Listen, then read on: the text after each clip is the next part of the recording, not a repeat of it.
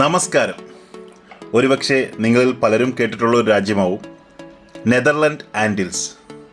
Netherland ആൻഡിൽസ് എന്ന് പറയുന്നത് നെതർലൻഡിൻ്റെ കൺട്രോളിലുള്ള അല്ലെങ്കിൽ നെതർലൻഡിൻ്റെ ഭരണത്തിൻ്റെ കീഴിലുള്ള കരീബിയനിലുള്ള കുറച്ച് ദ്വീപ് സമൂഹങ്ങളാണ്. അതിലൊന്ന് കുറാസാവ്, മറ്റൊന്ന് സെൻറ്റ് മാർട്ടിൻ.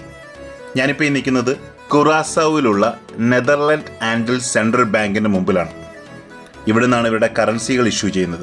ഈ രണ്ട് സ്ഥലത്തേക്കുള്ള കറൻസികൾ ഇഷ്യൂ ചെയ്യുന്നത്. ഇതെവിടെയാണെന്ന് നോക്കിക്കഴിഞ്ഞാൽ ഞാനത് മാപ്പ് ഡീറ്റെയിൽസ് തന്നിട്ട് നിങ്ങൾക്കത് പറഞ്ഞ് മനസ്സിലാക്കാം. ഇതുകൂടാതെ ഈ സെൻറ്റ് മാർട്ടിൻ എന്ന് പറയുന്നത് രണ്ട് രാജ്യങ്ങളുടെ കൺട്രോളിലാണ്. ഇപ്പോൾ ഞാൻ നിൽക്കുന്നത് സെൻറ്റ് മാർട്ടിനിലാണ്.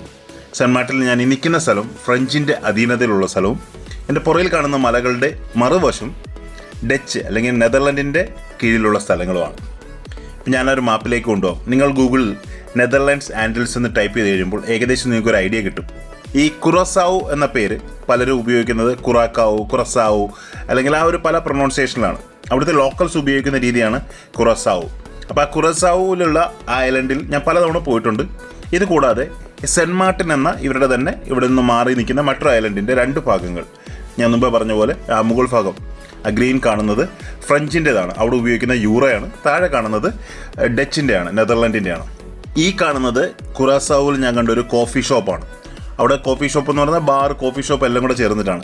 പല രാജ്യങ്ങളിൽ നിന്ന് വന്ന ആളുകൾ അവിടെ കറൻസികൾ അവരുടെ പേരെഴുതി ഒട്ടിച്ചിരിക്കുകയാണ്. അവിടെ ഒട്ടിക്കാനുള്ള ഗ്ലൂവും കാര്യങ്ങളെല്ലാം ഉണ്ട്. ഞാനും അവിടെ ഒരെണ്ണം സ്റ്റിക്ക് ചെയ്ത് വെച്ചു. അന്ന് എൻ്റെ കയ്യിലുണ്ടായിരുന്ന ഒരു ബുറുണ്ടിയുടെ കറൻസി ആയിരുന്നു.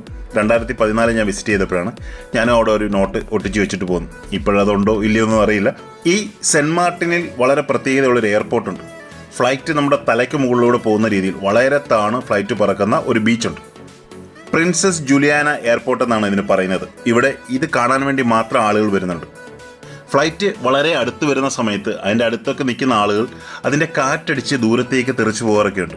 അങ്ങനെ തെറിച്ചു പോകാനായിട്ട് വന്നിരിക്കുന്ന ആളുകളും ഉണ്ട് അവിടെ.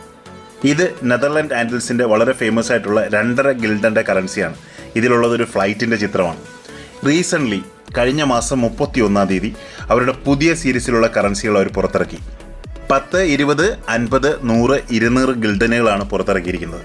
ഇത് അവരുടെ ബാങ്ക് ഒഫീഷ്യൽസ് ആ ബണ്ടിൽസ് എല്ലാം ചേർത്ത് വെച്ചെടുത്ത ഫോട്ടോയാണ്. കറൻസികളൊക്കെ തന്നെ പെട്ടെന്ന് മാർക്കറ്റിലേക്ക് വന്നു. അതായത് ന്യൂമിസ്മാറ്റിക് മാർക്കറ്റിൽ ഈ കറൻസികൾ പെട്ടെന്ന് വരും. ഇത് 10 ഗിൽഡൻ്റെ കറൻസിയാണ്.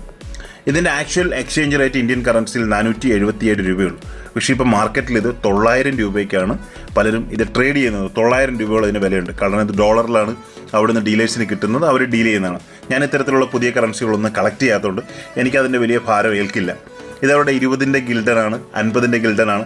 കാണാൻ നല്ല കറൻസികളാണ്, നല്ല ബ്യൂട്ടിഫുൾ ആയിട്ടുള്ള കറൻസികളാണ്. ഞാനവിടെ ഉണ്ടായിരുന്നെങ്കിൽ ഒരുപക്ഷെ ഞാൻ ഇതിൻ്റെ ഒരു കംപ്ലീറ്റ് സെറ്റ് ഒരുപക്ഷെ വാങ്ങിച്ചേനെ. കാരണം കുറച്ച് കോസ്റ്റ്ലിയാണ്. 200 വരുമ്പോൾ ഒരുപാട് പൈസ മുടക്കേണ്ടി വരും. എങ്കിലും വാങ്ങാൻ ശ്രമിച്ചേനെ. അപ്പോൾ വീഡിയോ കണ്ട എല്ലാവർക്കും ഒരുപാട് നന്ദി. Keep watching. Thank you very much.